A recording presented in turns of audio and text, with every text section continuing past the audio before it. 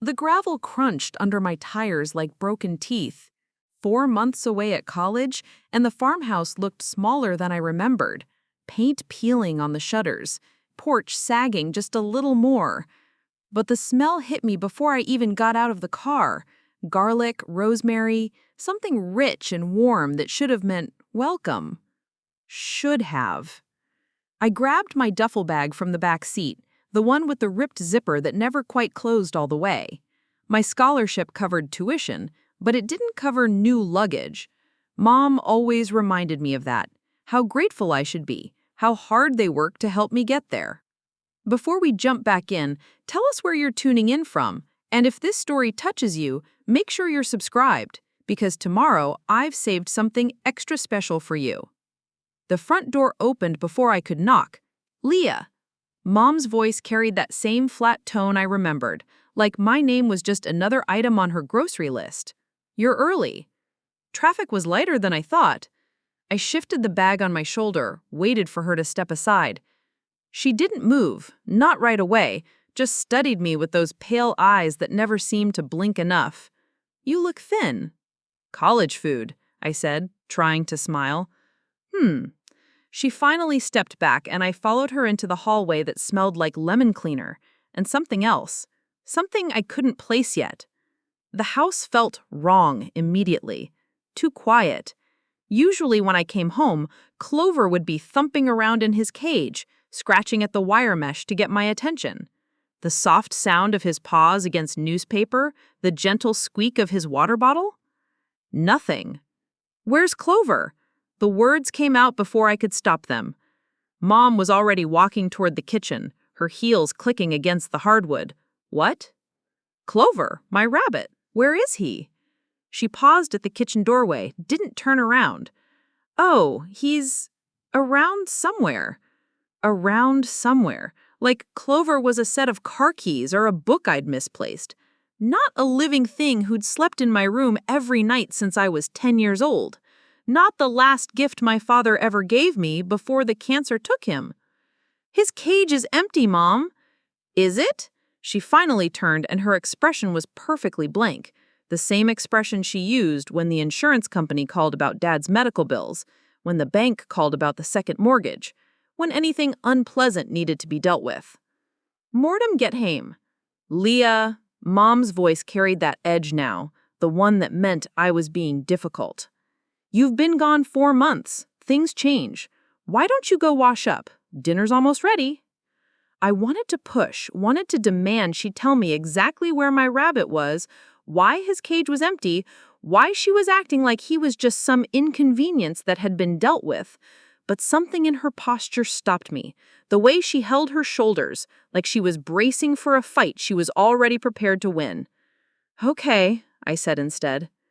The stairs creaked in all the same places they always had.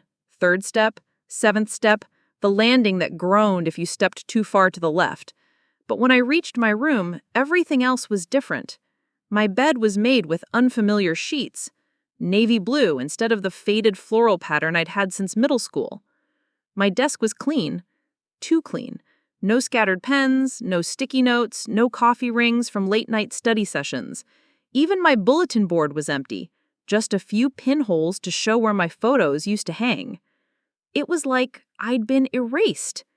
I dropped my bag on the floor and opened my closet. Half my clothes were gone.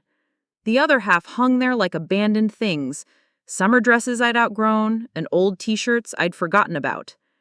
In the back corner, shoved behind a stack of winter coats, I found Clover's travel carrier. Empty. The bottom was lined with fresh newspaper, like someone had cleaned it recently. The small door hung open, the latch undone. I picked it up, inhaled the faint scent of hay and rabbit fur that still clung to the plastic. Leah! Mom's voice called from downstairs. Dinner! I set the carrier down carefully, like it might break, like it was something precious, instead of just an empty cage that used to hold the only living thing in this house that was purely mine. Downstairs, the dining room table was set for 3. Good china, cloth napkins, the works. Mom stood beside her chair, hands folded, waiting. Daniel sat at the head of the table, Dad's old spot. carving something that looked too small to be turkey. "There she is," Daniel said, his voice artificially bright. "The college girl. How's school treating you, sweetheart?" "Fine." I slid into my chair, the same one I'd sat in since I was tall enough to reach the table without a booster seat. "Just fine?" Mom asked as she sat down. "We're paying good money for that education." "We're not paying anything. I have a scholarship." "Partial scholarship," she corrected. "And who do you think pays for your books, your meal plan, your dorm fees?"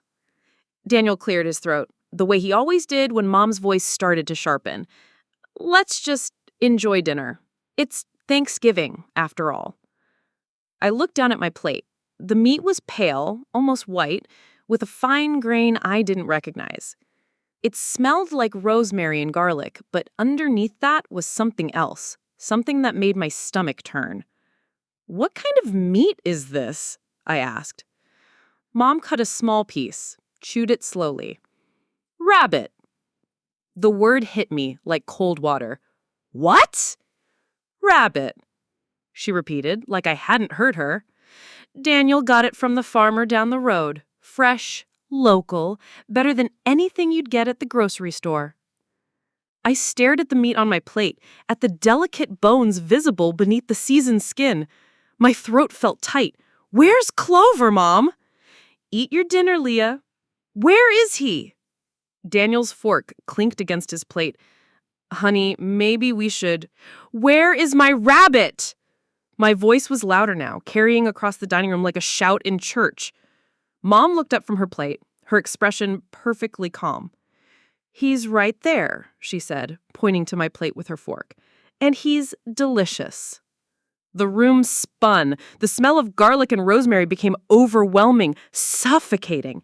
I pushed my chair back so hard it scraped against the floor. "You're being dramatic," Mom said as I stumbled toward the stairs. "It's just meat, Leah. Just dinner." But I was already running. I made it to the bathroom just in time. My knees hit the cold tile as everything came up. The gas station coffee from the drive, the granola bar I'd eaten in the car, bile that burned my throat raw. I gripped the toilet seat until my knuckles went white, heaving until there was nothing left. Clover was dead. My Clover, with his soft gray fur and the way he used to thump his back foot when he was happy. The rabbit who'd sleep in my bed during thunderstorms, who'd eat lettuce from my fingers, who'd been the only constant thing in my life after Dad died. She'd killed him, cooked him, served him on the good china like it was a celebration. I pressed my forehead against the toilet seat, not caring how gross it was. Nothing could be worse than what was happening downstairs. Nothing could be worse than the look on Mom's face when she pointed to my plate and said he was delicious. Footsteps in the hallway. Heavy ones. Daniel. "Leah?" His voice was soft, concerned. The voice he used when he was trying to play peacekeeper. "You okay in there, sweetheart?" I didn't answer. Couldn't answer. If I opened my mouth, I'd start screaming and never stop. "Look, I know this is upsetting, but your mom, she's just practical. That rabbit, he was getting old, and we couldn't keep feeding him while you were away at school. It made sense to—" "Get away from the door!" My voice came out like gravel. "Leah, honey!" "Get away from the door!" Silence. Then his footsteps retreating down the hall. Preparing and narrating this story took us a lot of time, so if you are enjoying it, subscribe to our channel. It means a lot to us. Now back to the story. I stayed on the bathroom floor until my legs stopped shaking, until I could breathe without feeling like I was drowning. When I finally stood up, my reflection in the mirror looked like a stranger, pale, hollow-eyed, like something had been scooped out of me. Back in my room, I sat on the edge of the bed that didn't feel like mine anymore. The house was quiet again. No sounds from downstairs, no clinking of silverware or murmur of conversation. Like dinner had ended the moment I left the table. I pulled out my phone, scrolled through my contacts until I found Claire's number. Aunt Claire, Mom's sister who'd stopped coming to family gatherings years ago after some fight I'd never fully understood. Mom always said Claire was dramatic, unstable, jealous of what we had. But right now, dramatic sounded exactly like what I needed. My thumb hovered over her name. We hadn't talked since Dad's funeral, and even then, it had just been a quick hug and some words I don't remember. What would I even say? Hi, Auntie. I think Mom killed my rabbit and fed him to me for Thanksgiving. I put the phone down. On my nightstand, where my old alarm clock used to sit, was something I hadn't noticed before. A small wooden box, the kind Mom used for her jewelry. I opened it. Inside was Clover's collar. Not the collar itself, he'd never worn one, but a thin leather strap I'd braided myself when I was 12, decorated with small silver bells that jingled when he moved. I'd made it as a joke, something pretty to put around his neck for photos. He hated it, kept trying to pull it off with his teeth, so I'd taken it off after 5 minutes and kept it as a memento. I'd forgotten about it completely until now. I lifted it from the box, held it up to the light. The bells still chimed softly when I moved it. Underneath, wrapped in tissue paper, was a photo. Me at 13, holding Clover in my lap while he tried to eat my hair.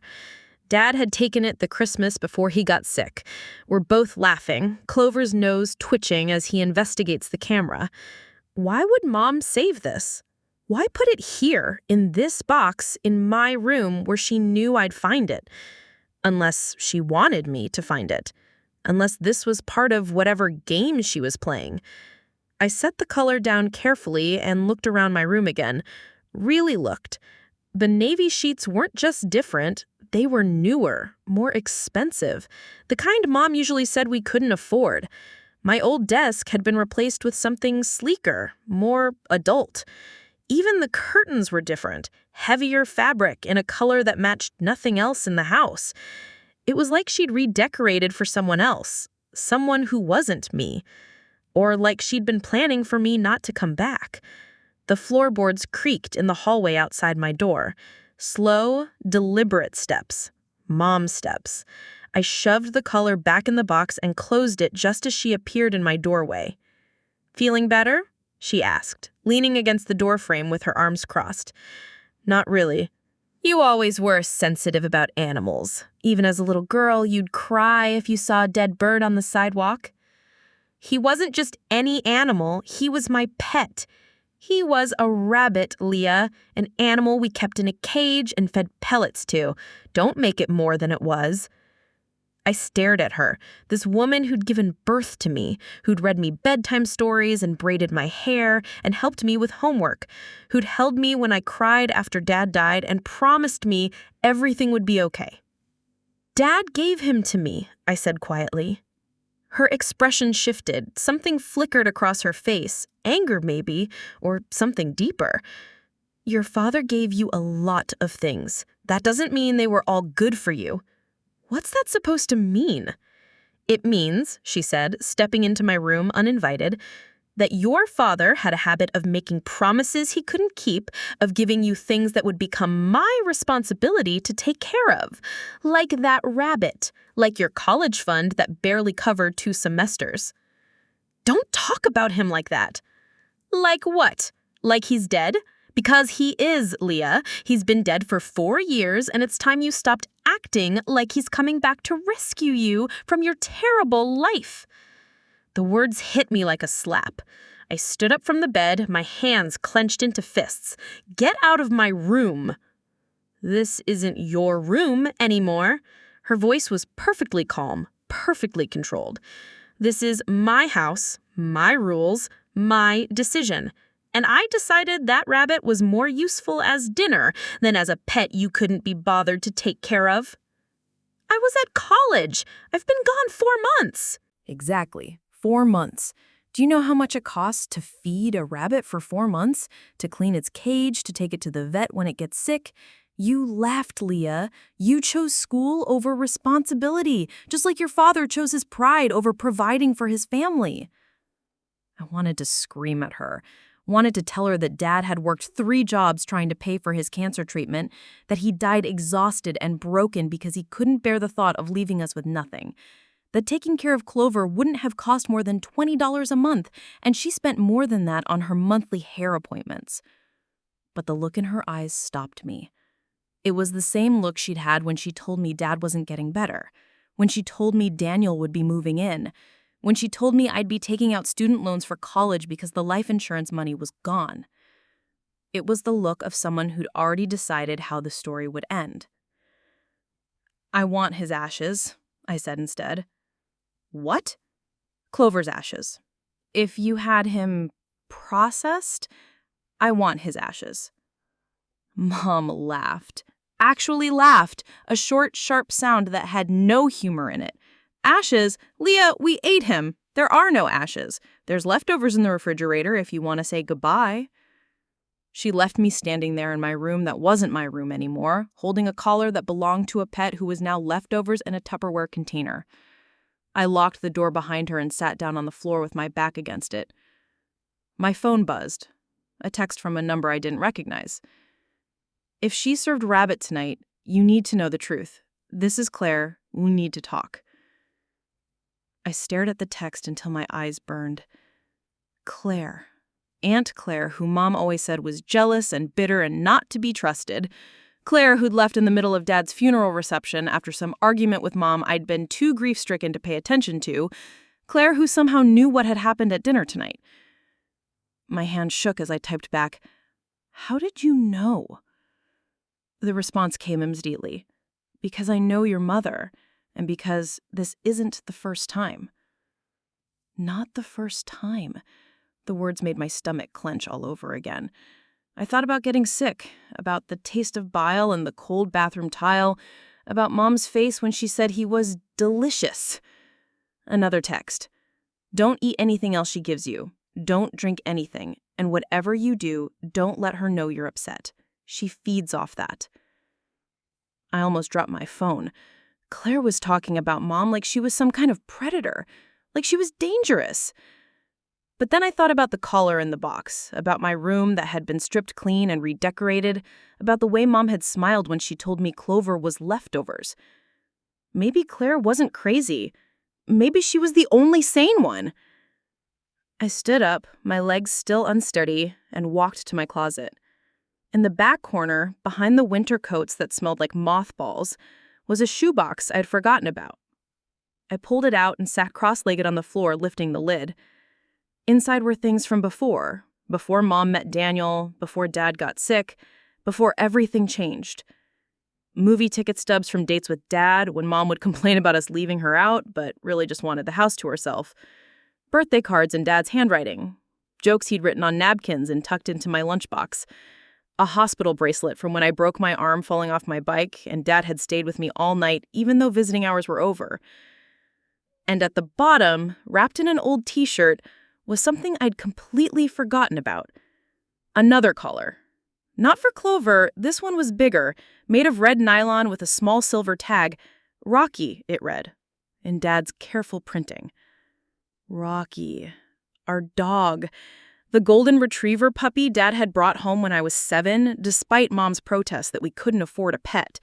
Rocky, who slept in my bed and followed me around the yard and learned to shake hands for treats. Rocky, who disappeared one day while I was at school. Mom had told me he'd run away, that someone must have left the gate open and he'd gotten out, probably chased after a car or another dog. We put up flyers around the neighborhood, checked the animal shelter, even offered a reward we couldn't afford. Needed to find their own way in the world. How she'd promised that when I was older, when I was more responsible, maybe we could get another dog. But we never did. And when Dad brought home Clover 2 years later, Mom had insisted the rabbit stay in a cage. For his own safety, she'd said, so nothing bad would happen to him. My phone buzzed again. "Claire, are you still there?" I typed back, "What happened to Rocky?" This time, the response took longer. "Who?" "Our dog. When I was 7, Mom said he ran away." The typing indicator appeared and disappeared several times. Finally, "Meet me tomorrow. Denny's on Route 9, 2 towns over. 10 a.m. Come alone and don't tell your mother. I started to type another question, but a new message appeared. And Leah, pack a bag tonight, just in case.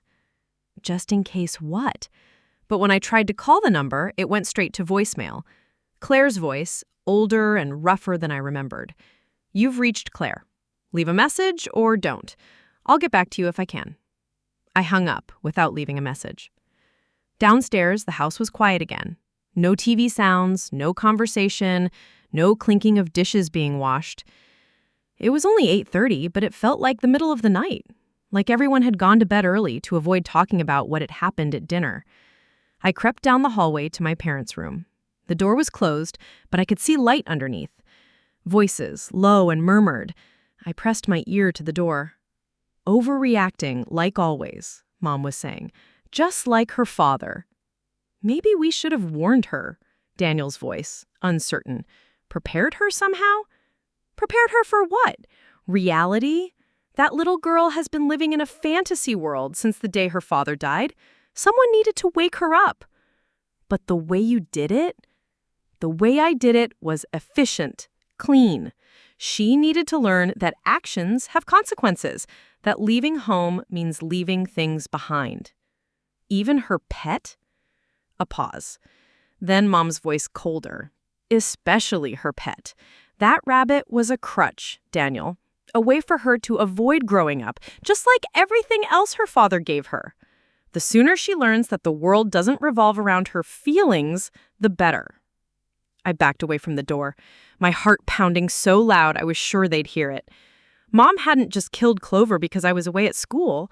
She'd killed him because she wanted to hurt me, because she wanted to teach me a lesson about leaving her. I went back to my room and quietly pulled my duffel bag from the closet. Started folding clothes, stuffing them inside. I didn't know where I was going or what I was doing, but Claire was right. I needed to be ready. At the bottom of my bag, I tucked Rocky's collar and the photo of me and Clover. Evidence, maybe, or just proof that once upon a time I'd been loved by creatures who couldn't lie.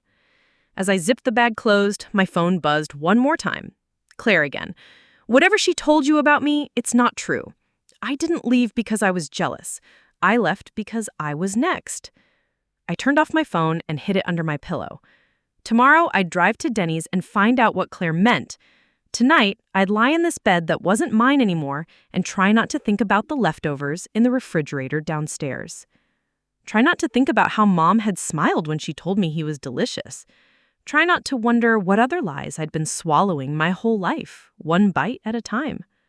I couldn't sleep. Every time I closed my eyes, I saw Clover's face, the way he would twitch his nose when he was curious about something, how he would stand on his hind legs to reach the apple slices I'd hold for him, the soft weight of him in my lap while I did homework, his fur warm against my fingers. Now he was leftovers in a Tupperware container. At 3 a.m., I gave up and turned my phone back on. 17 missed calls from numbers I didn't recognize from the same area code, Claire's area code, and a string of text messages that made my blood run cold. Leah, answer your phone. I know you're scared, but you need to hear this. Your mother called me tonight. She knows I contacted you. She's coming for me next, just like before. Check under your mattress. She always hides things there. My hands shook as I read the last message, sent just an hour ago. If something happens to me, go to the police. Tell them about Marjorie's games. Tell them to check the backyard. Check the backyard. I slipped out of bed and crept to my window. The backyard stretched out in the moonlight, dark and familiar.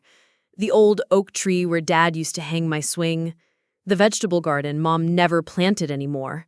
The shed where we kept the lawnmower and garden tools.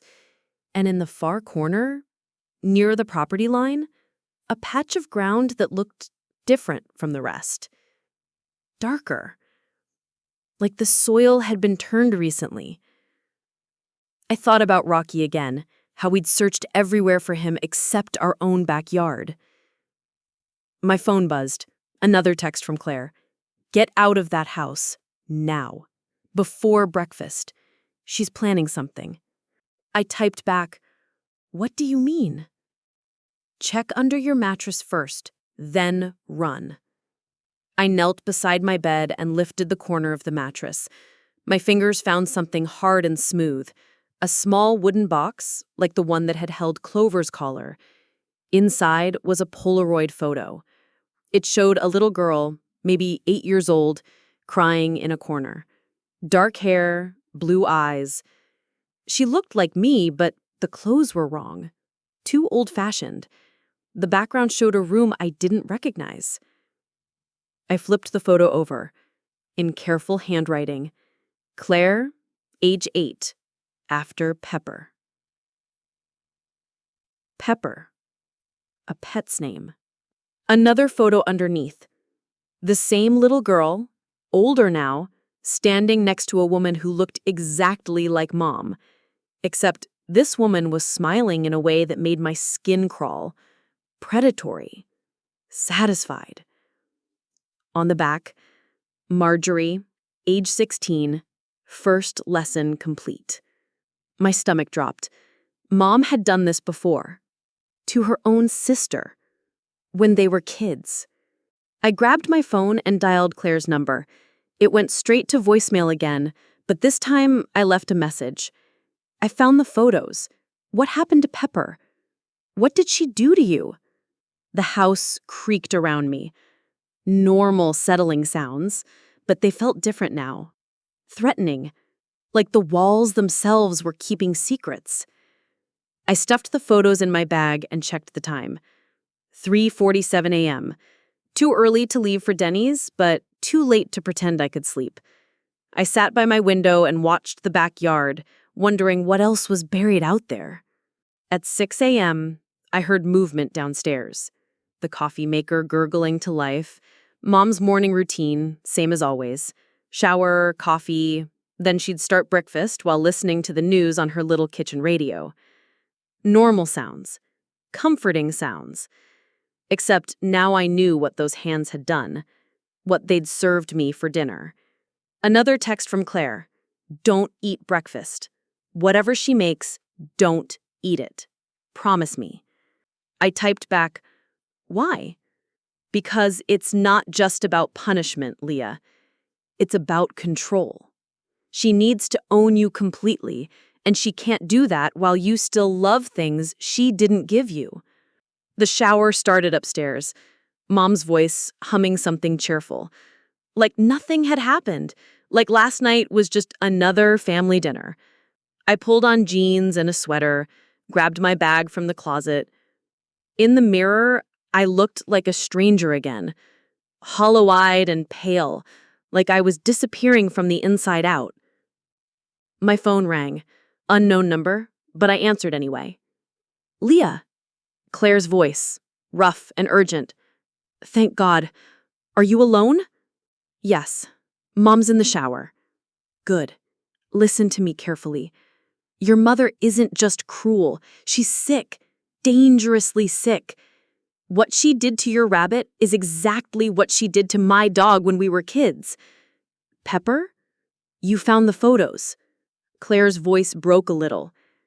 "She made me watch, Leah. Made me help prepare him.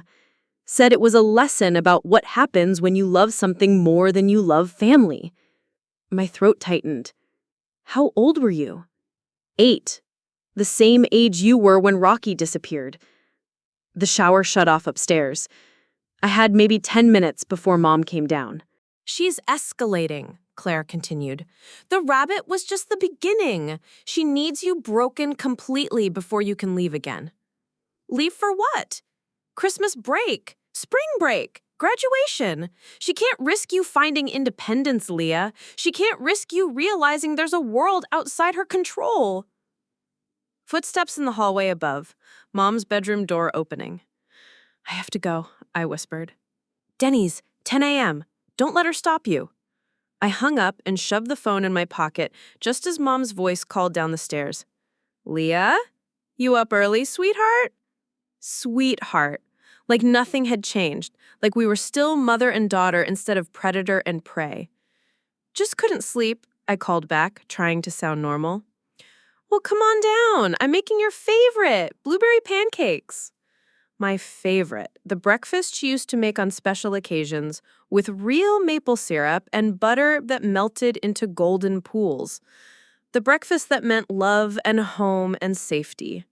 Now it just meant another trap.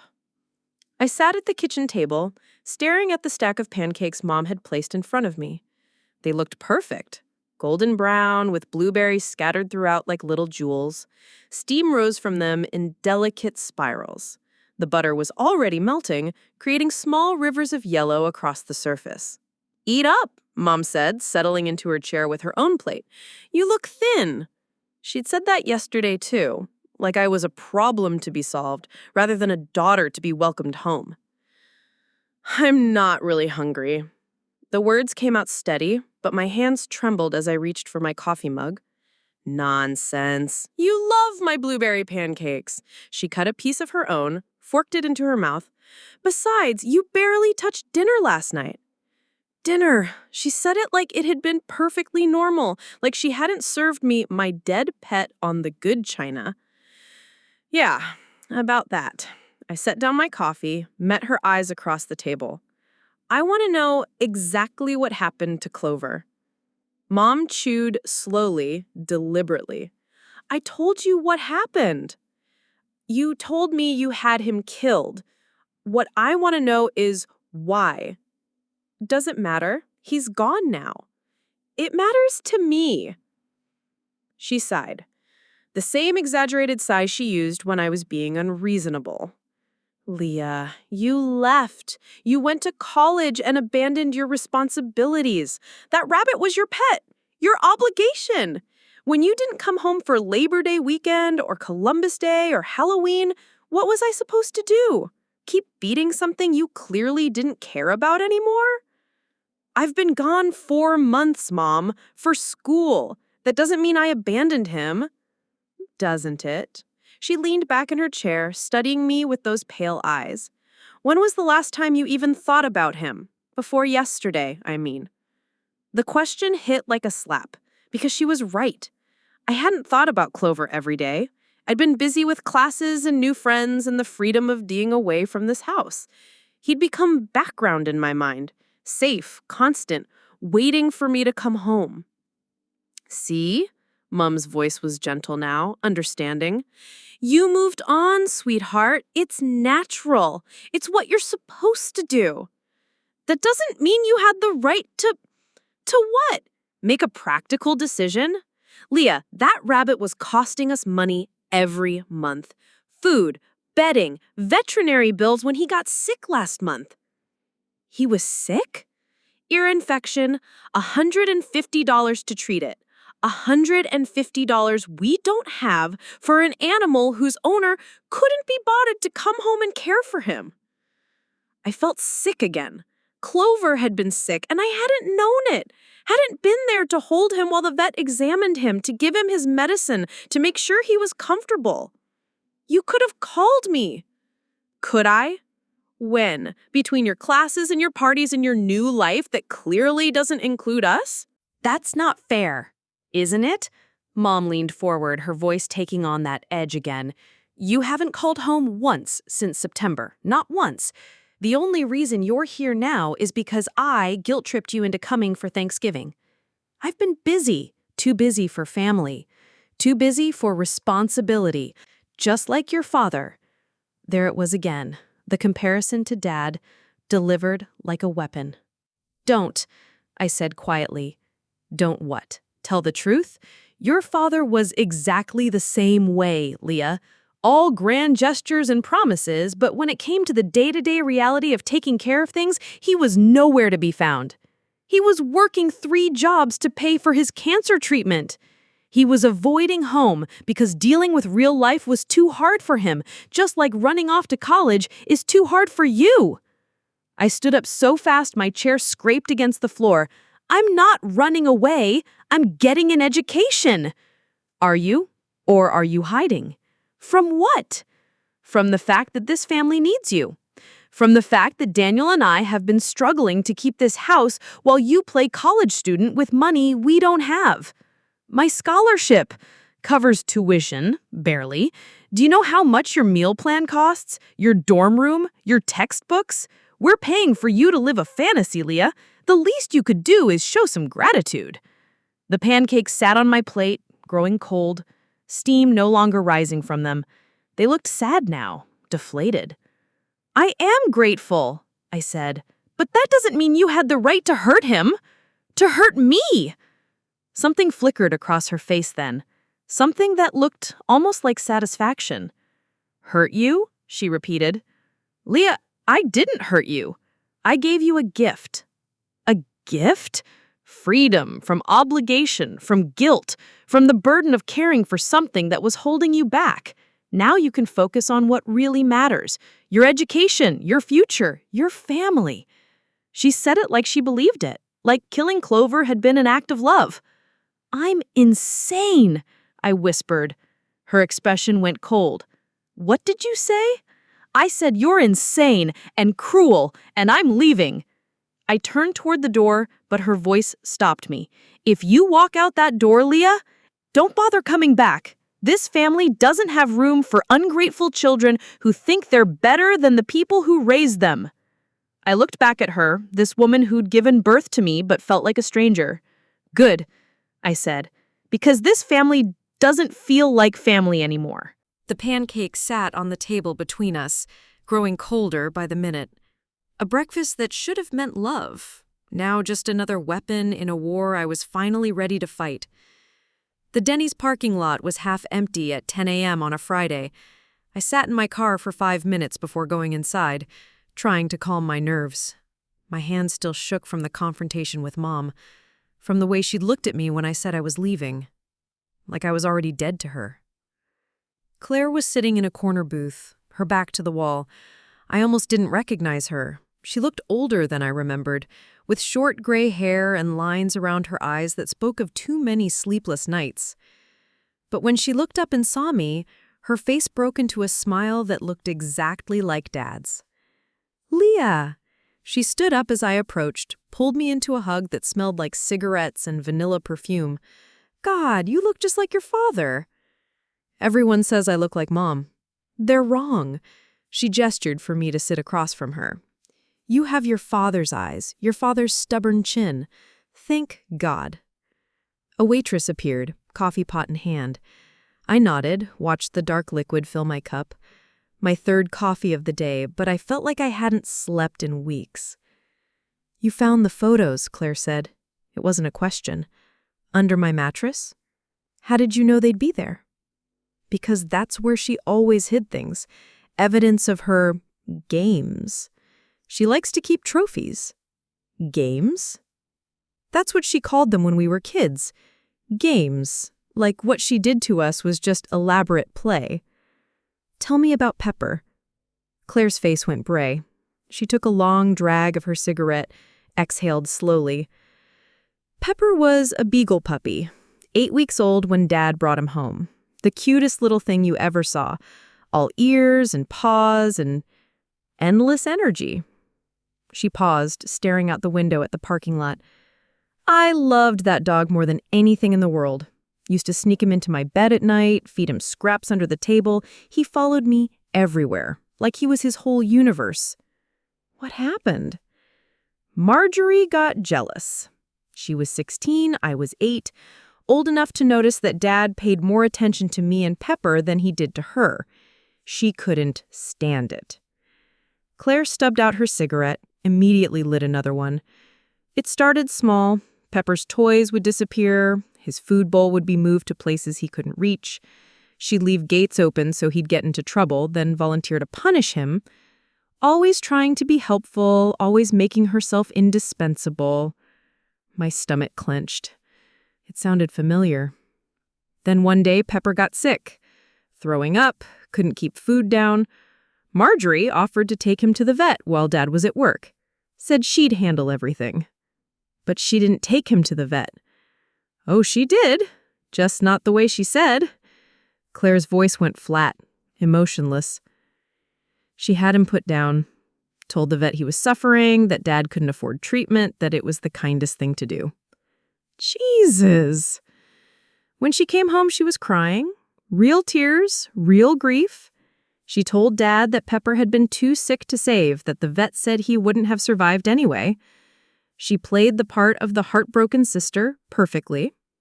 But you knew. I knew. Just like you knew when your mother served you that rabbit, some things you feel in your bones, even when you can't prove them. The waitress refilled my coffee. I wrapped my hands around the mug, trying to warm fingers that felt like ice. What did you do? Nothing. What could I do? I was 8 years old, and Dad believed her completely. He praised her for being so responsible, so caring, said she'd done the right thing. But you never forgot. How could I? And it didn't stop there. Claire's voice dropped to a whisper. A few months later, my friend Sarah had a kitten. Beautiful little calico that Sarah brought over to play sometimes. One day, the kitten disappeared from our yard while we were inside having lunch. Marjorie found the body under our back porch 3 days later, neck broken.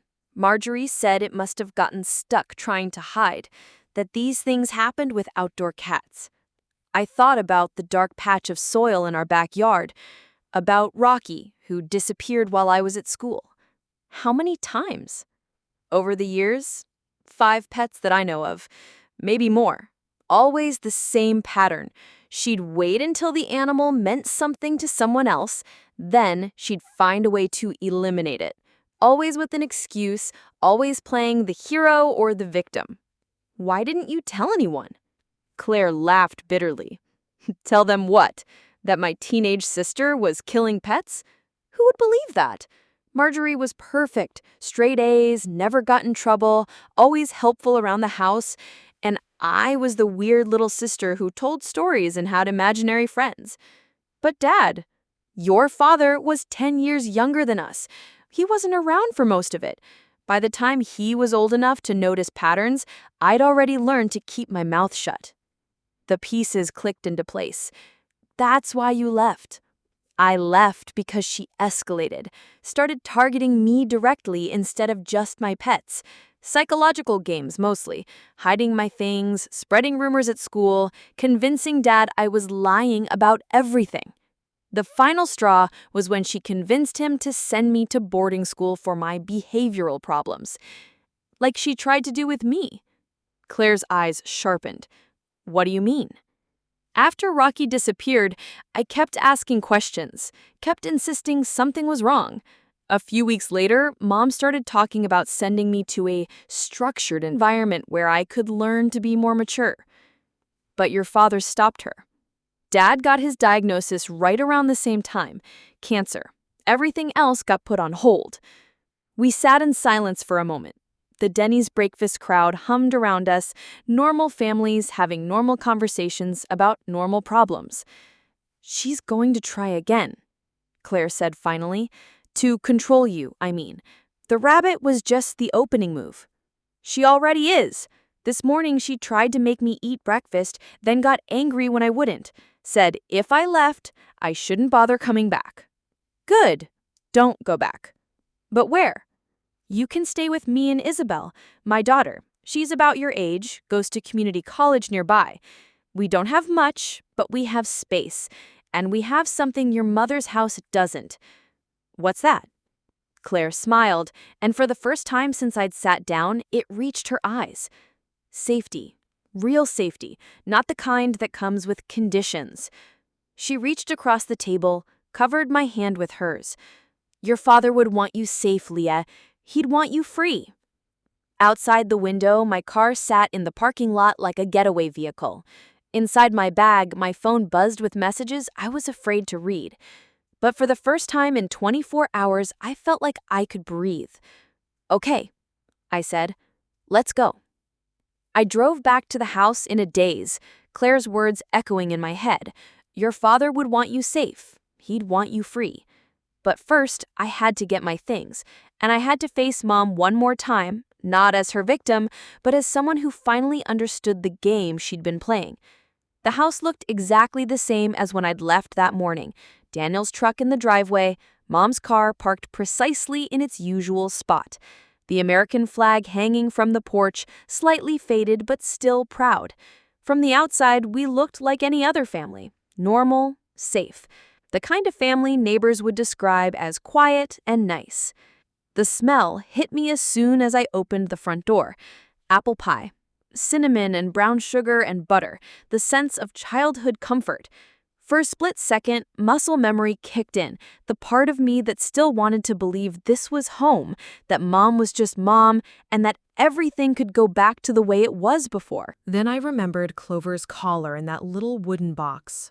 The photos hidden under my mattress, Claire's shaking hands as she lit another cigarette. "Leah?" Mom's voice drifted from the kitchen, artificially bright. "Is that you, sweetheart?" I found her at the counter cutting perfect slices of pie. The kitchen was spotless, every dish from last night's dinner washed and put away, like nothing had happened, like we hadn't spent the morning screaming at each other across the breakfast table. "You're just in time for dessert," she said without looking up. "Your favorite, apple pie with vanilla ice cream."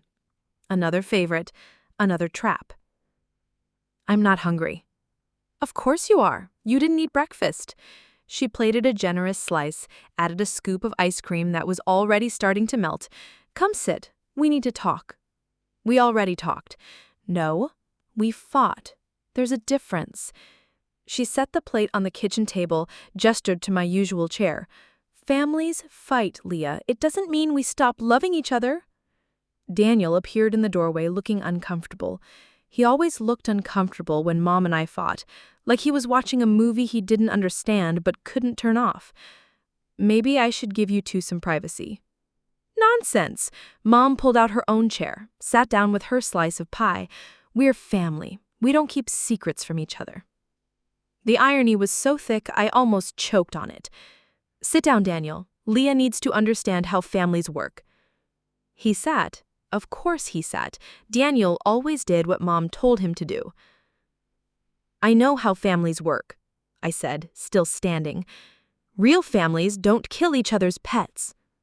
Mom's fork paused halfway to our mouth. "We've been through this." "No, we haven't. Not really." I pulled out my phone, showed her the photos Claire had texted me during our meeting. "I know about Pepper. I know about the others." The color drained from her face, but only for a second. Then the mask slipped back into place. Calm, controlled, slightly annoyed.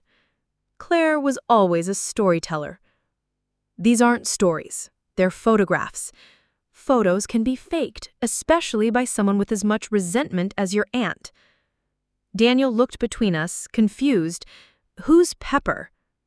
"Claire's dog," I said, "when they were kids. Mom had him put down, then lied about it." "That's ridiculous," Mom said, but her voice had an edge now. "Claire's dog died of natural causes. She was always dramatic about it." "Natural causes? He was a puppy. Puppies die sometimes, Leah. It's sad, but it happens. Just like Clover got sick and had to be put down." "Exactly like that." But I could see it in her eyes, the calculation, the quick mental scramble as she tried to maintain her story. She was good at lying, but she wasn't perfect. Except, Clover wasn't put down. You butchered him yourself, didn't you? In the kitchen, with the same knife you used to carve the Thanksgiving turkey. Daniel made a sound like he was choking. "Marjorie!" "Shut up, Daniel." Mom's voice was sharp now, no longer pretending to be patient. "This is between me and my daughter. Your daughter, who you fed her pet rabbit to. Your daughter, who abandoned her responsibilities and needed to learn a lesson." "About what?" "About loyalty." The words exploded out of her, all pretense gone. "About putting family first, instead of running off to chase fantasies your father filled your head with." There it was. The truth she'd been hiding behind practical excuses and cold logic. "This is about Dad." "Everything is about your father." She stood up so fast her chair tipped over. "Every decision you make, every choice, every dream, it's all about him, the man who filled your Nonsense about following your heart and chasing your dreams while I worked 3 jobs to keep this family afloat. He was dying. He was selfish, just like you. taking and taking and never giving back. Her face was flushed now, eyes bright with years of suppressed rage. That rabbit was his idea, his last gift to you. Another responsibility for me to handle while he played the hero on his deathbed. So you killed him. I freed you from him, from the burden of caring about something that would tie you to the past instead of letting you focus on the future. Whose future? Mine or yours? They're the same thing. She stepped closer, and I could smell her perfume, the same sweet scent she'd worn my whole life, now cloying and suffocating. You're my daughter, Leah, my legacy. I won't let you throw your life away on sentiment and fairy tales. Like Dad did? Like your father tried to teach you to do. Her voice dropped to a whisper, but it carried more venom than her shouting. He spoiled you, made you think the world owed you kindness and love and happy endings. Someone had to teach you the truth. Which is what? That love is earned, that loyalty is required, that family comes first, always, no matter what it costs. I looked at her, really looked, and saw a stranger. Someone who'd been wearing my mother's face for years while something else lived underneath. Something hungry and possessive and desperate for control. You're wrong, I said quietly. Dad didn't spoil me. He loved me. There's a difference. Love. She spat the word like it tasted bitter. Love is what got your father killed. Love for cigarettes, love for his pride, and love for playing the martyr instead of taking care of his family properly. Love is what's keeping me from calling the police right now. The kitchen went dead silent. Even the refrigerator seemed to stop humming. The police? Daniel's voice cracked. For animal cruelty, for psychological abuse, for whatever's buried in that backyard that Claire told me I have them check. Mom's face went white. You don't know what you're talking about. Then you won't mind if they take a look? Leah. Daniel stood up, hands raised like he was approaching a dangerous animal. Let's all just calm down. Nobody needs to call anybody. We're family. No, I said, backing toward the door. We're not. Not anymore. I turned and ran upstairs, leaving them in the kitchen with the apple pie growing cold between them.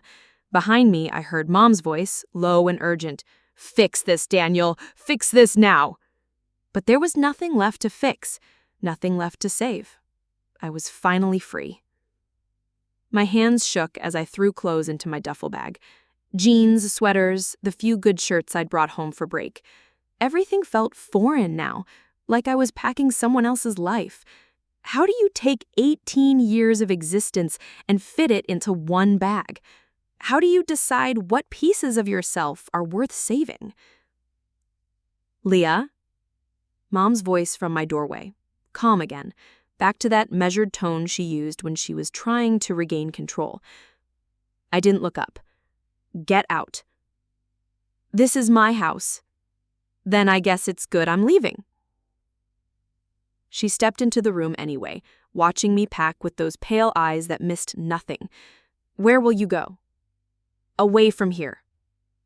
You don't have any money. Your semester meal plan runs out in 3 weeks. What do you think is going to happen when you run out of resources?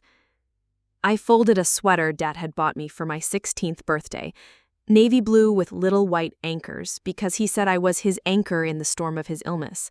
Mom had always hated it, said it was too young for me. I'll figure it out. You'll come crawling back. Her voice was certain, like she was stating a fact rather than making a threat. You'll realize that pride doesn't pay for groceries or keep you warm at night, and you'll come back. No, I won't. Everyone always comes back to family, Leah. It's the only thing that's real. I zipped up my bag and faced her. She looked smaller than I remembered, older. For just a moment, I could see the frightened little girl Claire had described, the one who'd learned that love was something you had to control or lose completely. Not your kind of family. Daniel appeared behind her, looking like he wanted to be anywhere else in the world. "Leah, honey, maybe we should all just take a breath. Sleep on this. Things always look different in the morning." "Do they?" I turned to him, this man who'd slept in my father's bed for 3 years without ever once standing up to the woman who'd systematically destroyed everything I loved. "Did Clover look different this morning, Daniel? Or did he still look like dinner?" He flinched. "That's not fair." "Fair?" I laughed, and it came out harsh and bitter. "What's fair about any of this? What's fair about coming home to find out my mother is a monster and my stepfather is too much of a coward to stop her?" "I didn't know." "Yes, you did." The words came out quieter than I intended, but they hit like gunshots in the silent room. "Maybe not about Clover specifically, but you knew. You knew she was cruel. You knew she was controlling. You knew, and you chose her anyway, because it was easier than being alone." His face crumpled. "It's not that simple." "It is that simple. You chose her over what was right, just like you're choosing her over me right now." I slung my bag over my shoulder and walked toward the door. They parted like the Red Sea, neither one trying to physically stop me. But Mom's voice followed me down the hallway. "You'll never survive without us, Leah. You're too soft, too naive. The world will eat you alive." I stopped at the top of the stairs. "Maybe, but at least I'll die as myself, not as someone else's property." Back in my room, I'd forgotten something. I set my bag down and opened the desk drawer, the deep one where I used to keep my diary and other secrets. In the back corner, wrapped in an old t-shirt, was Clover's grooming brush. Soft bristles, a blue plastic handle worn smooth from years of use. I'd brushed him every evening while I did my homework, long, gentle strokes that he'd lean into with his eyes half closed. It was one of the few things that had calmed both of us during Dad's worst days, when the house felt like it was holding its breath waiting for bad news. I unwrapped it carefully, held it up to the light. A few gray hairs still clung to the bristles, proof that he'd been real, that he'd been loved, that he'd mattered to someone, even if that someone hadn't been there when he needed her most. "I'm sorry," I whispered to those few strands of fur. "Sentiment won't bring him back." Mom stood in the doorway again, watching me cradle the brush like it was made of glass.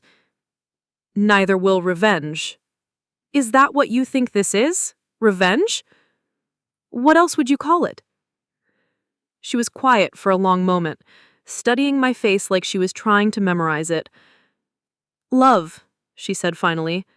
"Difficult love, but love nonetheless." "That's not love, Mom. That's ownership." "Sometimes they're the same thing." I slipped the brush into my jacket pocket, picked up my bag again. "Not to me." This time when I walked past her, she didn't say anything, didn't threaten or plead or try to guilt me into staying. She just watched me go with those pale eyes that had seen too much and forgiven too little. Outside, the November air cut through my jacket like a knife. The car was cold, the engine reluctant to turn over. For a moment, I sat in the driveway looking back at the house where I had grown up. Light spilled from the kitchen window, warm and golden. If you didn't know better, it would look like home. My phone buzzed, a text from Claire. Enough. When had enough stopped being good enough for Mom? When had love become something that required sacrifice and suffering and the destruction of anything that didn't fit her vision? I pulled out of the driveway without looking back. In my rear view mirror, the house grew smaller and smaller until it disappeared entirely, swallowed by the darkness and the distance and the weight of everything I was finally ready to leave behind.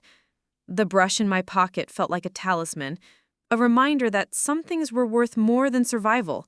Some things were worth the risk of being free.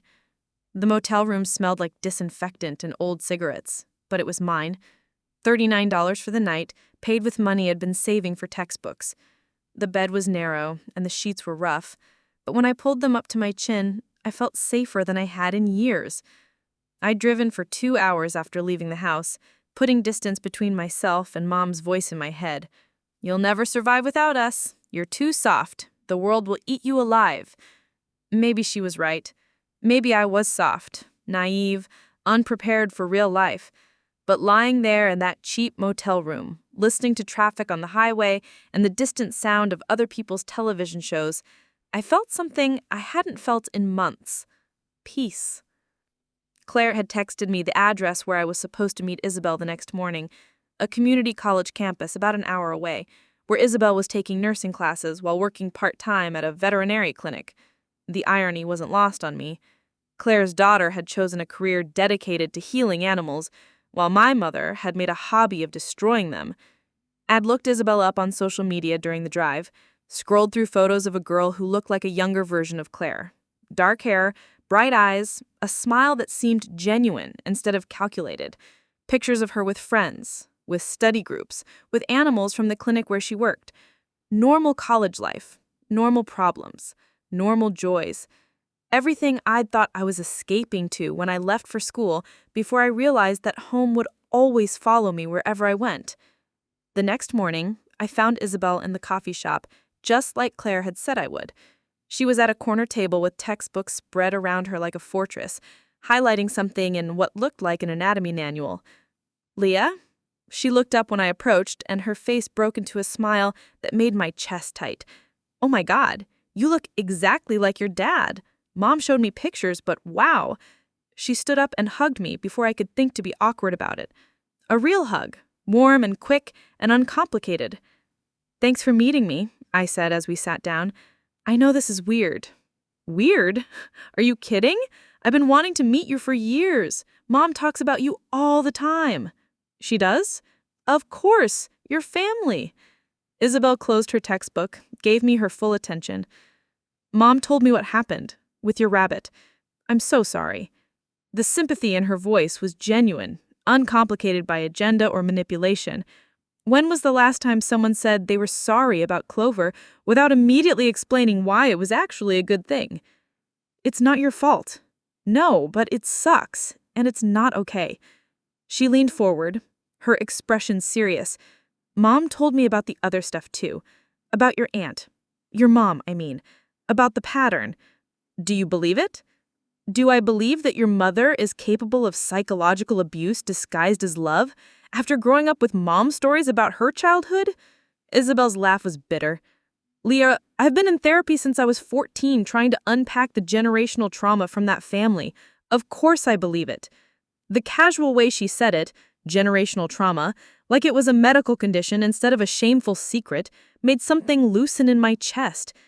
How do you deal with it?" "Therapy helps. Distance helps. Having a mother who broke the cycle instead of continuing it helps a lot." She gestured toward the campus around us. "This helps too, building a life that's mine with people who choose to be there instead of people who are stuck there because of biology. Don't you miss having a big family? Holiday traditions and all that?" "What traditions? The ones where someone gets their soul crushed as a lesson in loyalty?" Isabel shook her head. "We make our own traditions now. Mom and I do Thanksgiving with the other misfits and refugees from toxic families. We call it Friendsgiving. Everyone brings something, everyone belongs, nobody gets served their pet for dinner." I laughed despite myself. That sounds amazing. It is. It's loud and chaotic and imperfect, but it's real. Nobody's performing happiness or keeping score of who owes what to whom. She pulled out her phone, showed me photos from last year. A dozen people crowded around a table that was too small, laughing at something off camera. Claire in the background, actually smiling. Family isn't who shares your DNA, Leah. It's who shows up. Who chooses you back. Who chooses you back. The words hit me like a revelation. Mom had never chosen me. She'd claimed me, possessed me, shaped me into what she needed me to be. But choice implied the possibility of rejection, and Mom couldn't risk that. Control was safer than love. Ownership was more reliable than choice. What if I'm not strong enough? The question came out smaller than I intended. What if she's right and I can't make it without them? Then you figure it out as you go. That's what the rest of us do. Isabel reached across the table, squeezed my hand. You think I knew how to do any of this when Mom and I left? I was 16, terrified, convinced I was making the biggest mistake of my life. But you survived. We survived, together. That's the secret, Leah. You don't have to do it alone. Real family, chosen family, doesn't abandon you the first time you struggle. She was right. In the 24 hours since I'd left Mom's house, Claire had texted me 6 times, not to guilt me or demand explanations, but to check in, to make sure I was safe, to remind me that I had somewhere to go. Mom said you can stay with us as long as you need. No conditions, no expectations, just a place to land while you figure out what comes next. I don't want to be a burden. You're not a burden. You're family. She said it so simply, like it was the most obvious thing in the world. And family helps family, not because they have to, but because they want to. I thought about Mom's version of help, the kind that came with strings attached and debts that could never be repaid, the kind that made you smaller instead of stronger, dependent instead of capable. What if I'm not strong enough? Then you figure it out as you go. That's what the rest of us do. Isabel reached across the table, squeezed my hand. You think I knew how to do any of this when Mom and I left? I was 16, terrified, convinced I was making the biggest mistake of my life. But you survived. We survived, together. That's the secret, Leah. You don't have to do it alone. Real family, chosen family, doesn't abandon you the first time you struggle. She was right. In the 24 hours since I left Mom's house, Claire had texted me 6 times. Not to guilt me or demand explanations, but to check in, to make sure I was safe, to remind me that I had somewhere to go. Mom said you can stay with us as long as you need. No conditions, no expectations. Just a place to land while you figure out what comes next. I don't want to be a burden. You're not a burden. You're family. She said it so simply, like it was the most obvious thing in the world. And family helps family, not because they have to, but because they want to. I thought about Mom's version of help, the kind that came with strings attached and debts that could never be repaid, the kind that made you smaller instead of stronger, dependent instead of capable. What if I'm not strong enough? Then you figure it out as you go. That's what the rest of us do. As we packed up her books and headed toward the parking lot, I felt Clover's brush in my pocket. Still there, still real, still proof that some things were worth holding on to, even when they hurt. Especially when they hurt. Hey, Isabel? I called as she unlocked her car. Yeah? Thank you for choosing me back. Her smile was soft, understanding. Thank you for letting us. I followed her car through unfamiliar streets toward an unfamiliar house, where unfamiliar people were waiting to welcome me home, not because they owned me or needed me or wanted to control me, but because they'd chosen to love me anyway. It was the most terrifying and wonderful feeling I'd ever experienced. For the first time since Thanksgiving dinner, I was hungry. 6 months later, I posted my story online. My mother served my pet rabbit for Thanksgiving dinner. Simple words that broke something open in the world. The comments poured in. I thought I was crazy. This happened to me too. Thank you for speaking. I carry Clover's brush in my backpack now, going to therapy twice a week and veterinary school in the fall. Claire teaches me to braid Isabel's hair while we plan next Thanksgiving. No performances, just presents. Mom called once. You're destroying the family name. No, I said. I'm freeing it. Family isn't who feeds you, it's who doesn't make you swallow betrayal. Up next, you've got 2 more standout stories right on your screen. If this one hit the mark, you won't want to pass these up. Just click and check them out. And don't forget to subscribe and turn on the notification bell so you don't miss any upload from us.